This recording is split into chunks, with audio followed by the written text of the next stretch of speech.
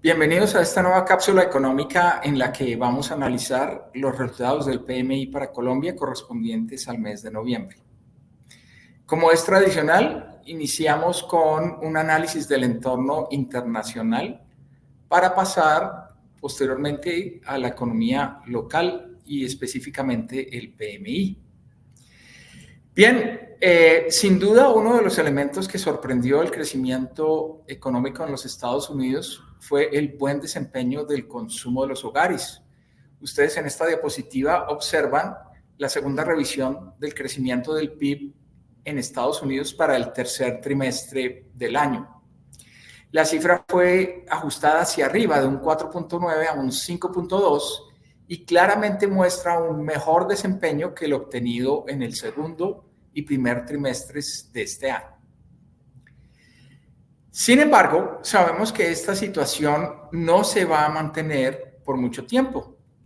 El estimativo que hace semanalmente la Fed de Atlanta sobre crecimiento de la economía de los Estados Unidos sugiere que para el cuarto trimestre esa economía podría llegar a crecer un 2% o tal vez un poco más del 2%.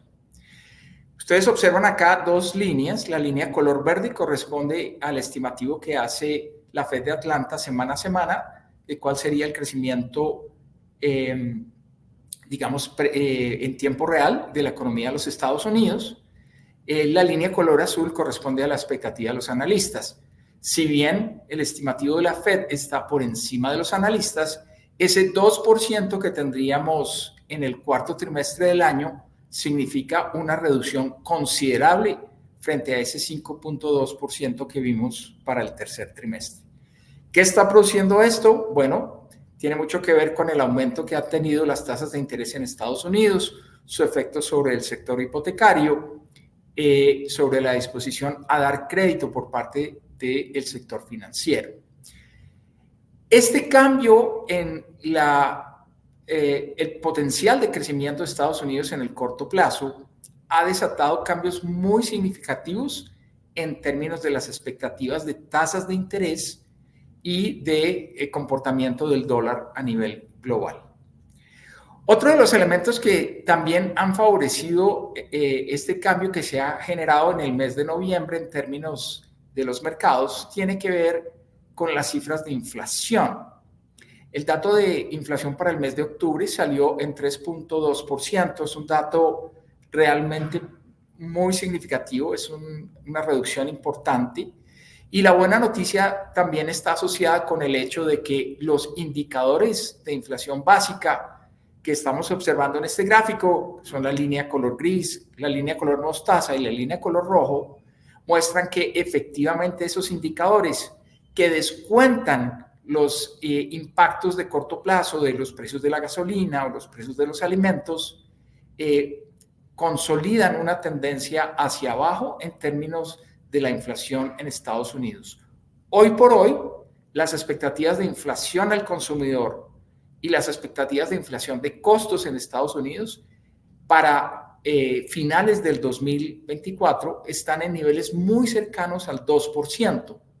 Eso tiene un efecto positivo en la medida en que probablemente los recortes de tasas de interés que veamos en esa economía podrían anticiparse frente a lo que inicialmente se habían pensado. Como he mencionado, esto ha generado una depreciación del dólar a nivel mundial, una valorización de activos más riesgosos, una valorización de monedas en países emergentes, incluyendo Colombia, y también de la renta variable a nivel global. Pasamos ahora al caso colombiano. Es bastante conocido de todos que el crecimiento de la economía en el tercer trimestre del año fue negativo, 0.3% de crecimiento anual, es decir, comparado el tercer trimestre de este año frente al tercer trimestre del año 2022. Y creo que este fue un dato que sorprendió a todos los analistas, incluso al Banco de la República. Bien, cuando observamos, sin embargo, ya la variación trimestral, no la variación anual, los datos lucen un poquito diferentes. en realidad, lo que tuvimos en el tercer trimestre fue un incremento del PIB frente al segundo trimestre del año.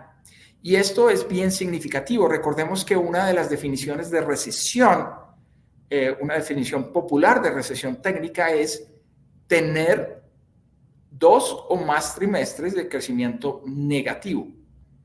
Esta situación no se configuró en el tercer trimestre de este año.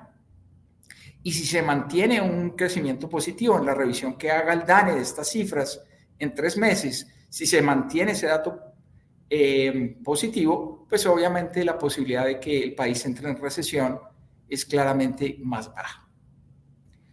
Bien, hay varios elementos que sorprendieron a la baja en términos de comportamiento del PIB en el tercer trimestre, especialmente el tema de la construcción, pero también la industria y el comercio.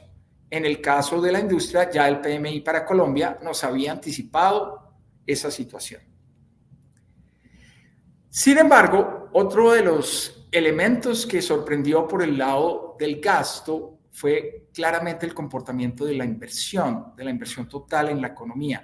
Tuvimos una caída del 11% anual de la inversión en Colombia. Y esto realmente significa que probablemente para cerrar el año vamos a tener una caída de la inversión cercana al 9.2%.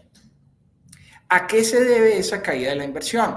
Bueno, hay muchos analistas que han venido señalando elementos que tienen que ver con esto, como por ejemplo la incertidumbre frente a las políticas del nuevo gobierno, que tiene que ver con las altas tasas de interés.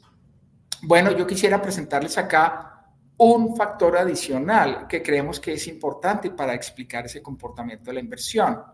Y para esto nos sirven mucho los indicadores de precios que están implícitos en el PIB. Los conocemos como deflactores implícitos del PIB y de la inversión. La línea roja corresponde a cómo han evolucionado en pesos constantes los precios de los bienes de inversión en nuestro país. Observamos en esta gráfica que hacia el mes de septiembre del año pasado, el crecimiento en esos precios ascendía al 21.9%. Bueno, eso sin duda significa un encarecimiento muy fuerte de los bienes de capital y por lo tanto desestimula la compra de ese tipo de bienes.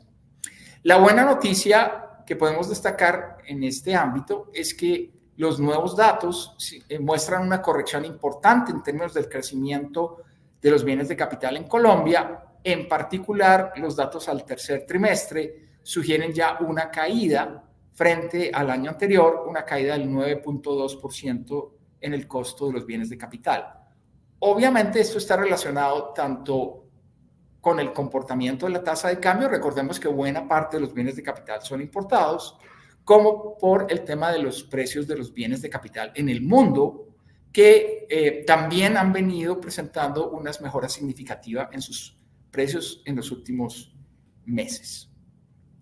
Bien, ahora sí vamos al tema que nos convoca, que es el comportamiento del PMI.